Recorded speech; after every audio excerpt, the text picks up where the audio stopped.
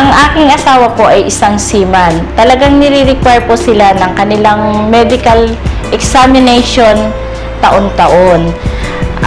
Lately na lang po na ni-require po sila na examination nila para sa Hepa B. At na-surprise po kami nang nalaman namin na reactive po pala sa kanya ang Hepa B. Nag-second opinion po kami sa ibang doktor and then sinabi na wala nang kagalingan ang Hepa B. Last November po, nagkaroon po ulit siya ng medical examination bago po siya umakyat ulit ng barko.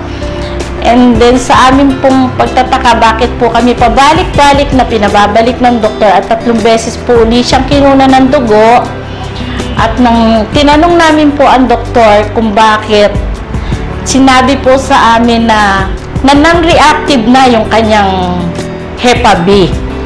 Tinanong po kami ng doktor kung anong tinitake niya.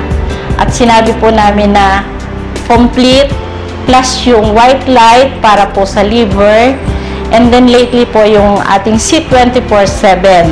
Naniniwala po kami na sa produkto ng AIM Global ay walang imposible.